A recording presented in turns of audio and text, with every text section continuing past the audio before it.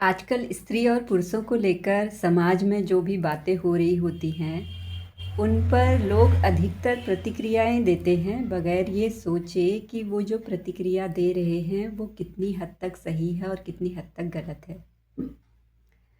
और कुछ कुछ क्या, अधिकतर लोग सभी विद्वान ही हैं। और जो भी हमारे धर्माचार्य हैं उन सबका मैं सम्मान करती हूँ, रिस्पेक्ट करती हूँ। वो जो कुछ भी मार्गदर्शन देते हैं समाज के लिए बहुत अच्छा बताते हैं। लेकिन कहीं न कहीं मेरे मन में भी एक बात काफ़ी टाइम से है, या यूँ कहिए कि हम अपने एनवायरनमेंट में बचपन से लेके आज तक जो देखते आ रहे हैं, सुनते आ रहे हैं, समझते आ रहे हैं और जो फ़ील करते हैं, वो कहीं न कहीं सवाल बनकर अंदर ज़हन में उतरते हैं। और आज मैं जिस टॉपिक पर बात कर रही हूँ वो हो सकता है मुझे पहले से ही हँसी आ रही है कि कैसे बात को रखूँ या कैसे बोलूँ। जो बातें होती हैं स्त्री को लेकर स्पेशली, जो मैंने पहले भी बताया है कि समाज में जो नियम मर्यादा नैतिक नियम बनाए जाते हैं, मर्यादा के नाम पर, इज्जत के नाम पर जो कुछ भी बोला जाता है, उसमें कहीं ना कहीं स्त्री जाति को पहले घसीटा जाता है। कुछ भी नियम पाबंदियाँ मर्यादा के नाम पर बनाई जाती हैं तो वो केवल स्त्रियों के लिए बनाई जाती हैं। और ये सत्य भी है, इस बात को आप माने चाहे ना माने। आप कई हद तक ये तो बोल देते हैं कि हाँ, इसमें पुरुष भी भागीदार है, इसमें ये भी है, इसमें वो भी है।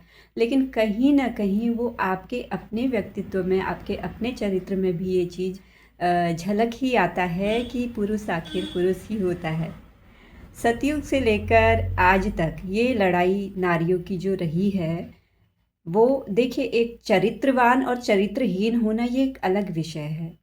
अगर कोई चरित्रहीन है, चाहे वो स्त्री हो चाहे वो पुरुष हो, नियम दोनों के लिए ही बराबर होने चाहिए। चाहे वो किसी भी वर्ग, जाति, क्षेत्र, धर्म, किसी भी अ, अलग संप्रदाय से क्यों ना बिलोंग करता हो। क्योंकि मैं जहाँ तक मानती हूँ, चरित्र केवल चरित्र होता है और उसका महत्व स्त्री होने से या पुरुष होने से घट नहीं जाता। तो हमें उसके प्रति जो नियम बनाए जाने चाहिए वो भी दोनों को समान दृष्टि से देखना चाहिए। लेकिन जो चीज़ बचपन से लेके आज तक मैं देखती समझती हुई आ रही हूँ और सुनती हुई आ रही हूँ, और आज भी अपने समाज में सुनती हुई आती हूँ, और अभी हम अगर इंटरनेट पर भी सर्च मार लें कि पतिव्रता या पत्नीव्रता, इन दो शब्दों को अगर हम चुन लें, तो जिसमें जो एक लंबा चौड़ा एक व्याख्यान मिल जाएगा आपको, वो है पतिव्रता। पतिव्रता नारी, इसके बारे में आप कुछ भी सर्च मारना चाहो, लाखों ढेरों वीडियोस आपको मिल जाएंगी। आपको बहुत बड़े बड़े लेख मिल जाएंगे, बहुत बड़े बड़े भाषण मिल जाएंगे, बहुत सारी चीज़ें मिल जाएंगी। लेकिन पत्नीव्रता पुरुष, ये शब्द लिख कर देखिए, तब देखिए आपको क्या मिलता है। करके देखिए, पता चल जाएगा। तो ऐसा, ये क्या है, ये भी एक बहुत बड़ा भेद है, अंतर है, मेंटेलिटी है, सोच है। अगर थोड़ी देर पहले मैं अभी एक वीडियो देख रही थी जिसमें ये बताया जा रहा था कि एक जो पतिव्रता नारी होती है उसके क्या लक्षण होते हैं या उसमें क्या क्या गुण होने चाहिए, तो मुझे बहुत हंसी आ रही थी ये वीडियो को देखकर। तो उसमें मैंने कुछ देखे थे, सुने थे वीडियोस कि एक जो पतिव्रता नारी होती है, वो उसके लिए उसका पति ही सर्वस्व होना चाहिए। पत्नी अपने पति से कभी कोई बात ना छुपाए, झूठ ना बोले, और मतलब कि अपने पति के जागने से पहले जाग जाए, और सबको खिला, मतलब कि अपने पति को खिलाए फिर खुद खाए, उसके बाद में खाए, फलाना फलाना जो भी है। मैं इन नियमों को गलत नहीं मानती, सही है। लेकिन जो एक बाध्यता है कि एक पत्नी पतिव्रता तभी है जब वो इन नियमों को फॉलो करे। ये नियम किसने लिख दिए? और हाँ, नियम तो सही है कि हाँ, सवेरे जल्दी उठना चाहिए। तो एक मन में ये सवाल आता है कि सवेरे जल्दी उठना चाहिए, ये चीज़ हम मानते हैं, करेक्ट है। लेकिन केवल पत्नी को पहले उठ जाना चाहिए, पति बाद में उठे, ये गलत है या सही है? आप खुद इस चीज़ को सोचिए। जब सवेरे उठना लाभदायक है तो वो दोनों के लिए है। इसमें पति क्या, पत्नी क्या, स्त्री क्या, पुरुष क्या। फ़ायदा तो जो पहले सवेरे जागेगा उसको मिलेगा ही मिलेगा। अब दूसरी बात आते हैं कि सबको खिला दे, उसके बाद में लास्ट में वो खाए।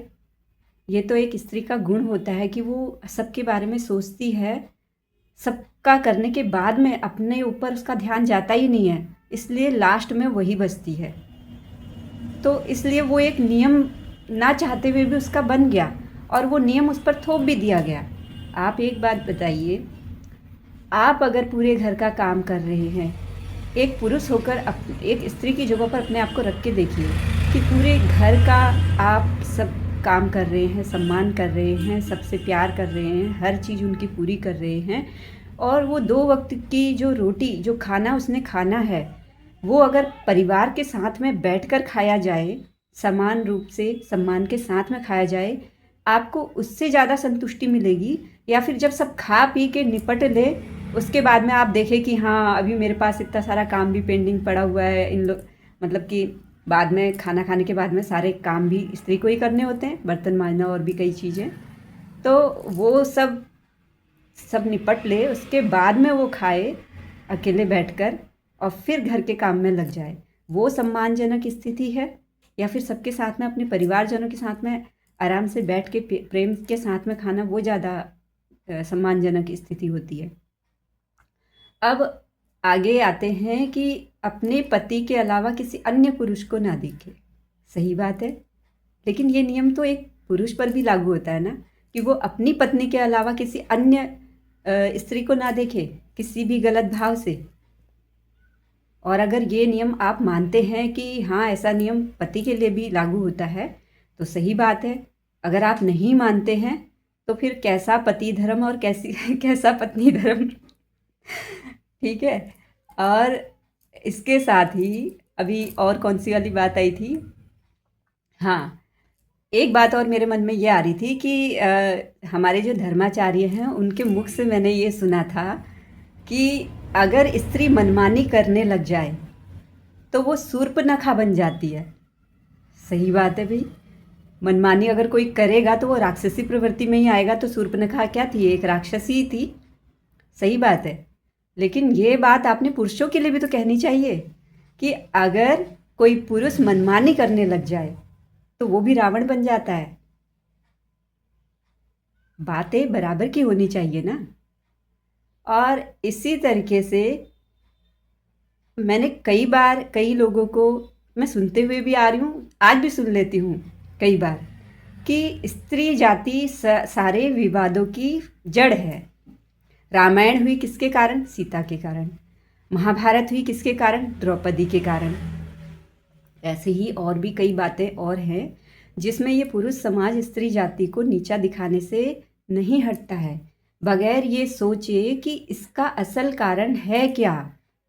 आप अगर रामायण पर दृष्टि डालें तो मैंने तो ये भी सुना कि रामायण जो सीता मतलब रामायण जो हुई वो सीता के कारण हुई। सीता के कारण क्यों हुई? क्योंकि वो अत्यंत सुंदर थी, मतलब कि उनकी गलती हो गई कि वो सुंदर थी। द्रौपदी का जो विषय आता है महाभारत में, उसमें भी यही चीज़ था।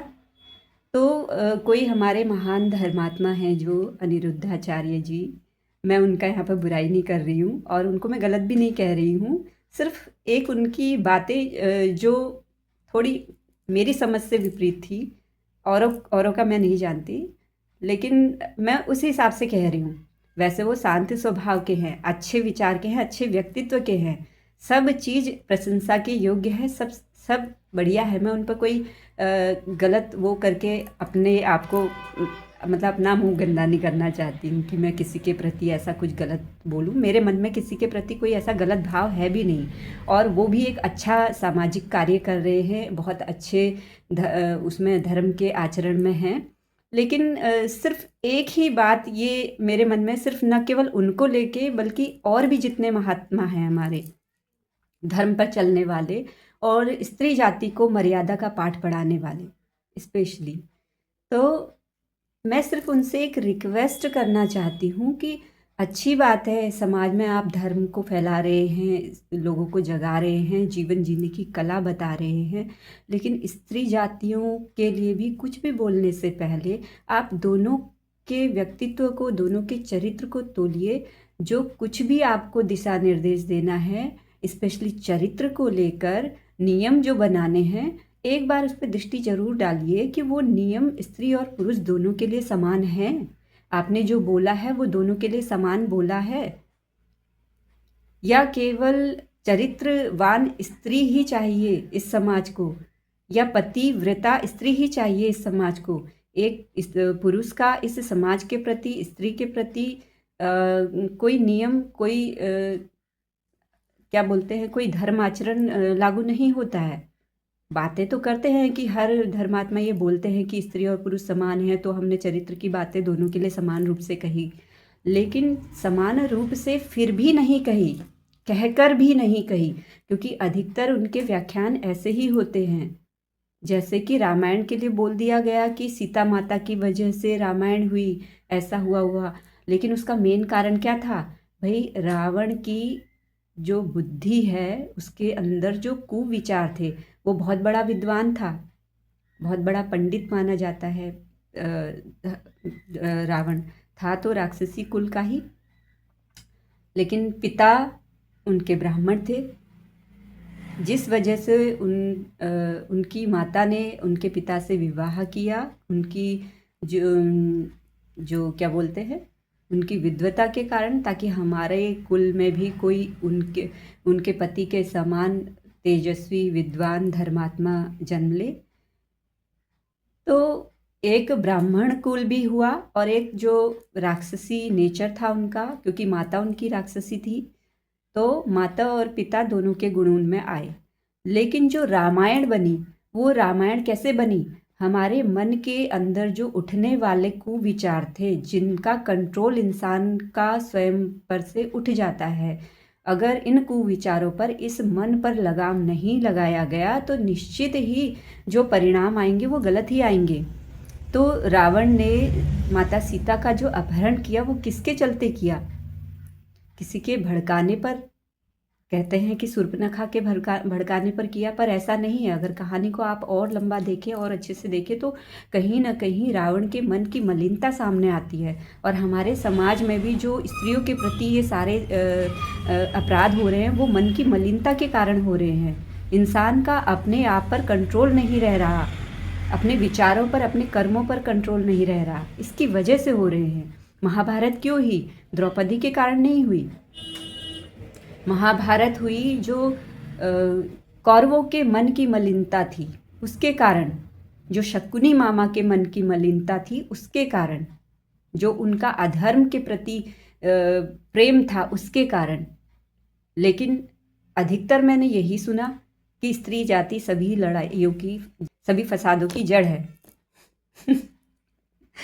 तो ऐसी बहुत सारी बातें हैं जो सुनते हुए आ रही हूँ, आज भी सुन रही हूँ, और ये समझ में नहीं आता है कि जो पुरुष पहले सतयुग में हुआ करते थे, कुछ भी बदलाव नहीं हुआ है, वो आज भी यही है। भाई, एक बात और, कि जो इतने सारे व्रत, नियम आदि ये सब सतयुग से होते हुए आ रहे हैं, ये किसने चलाए?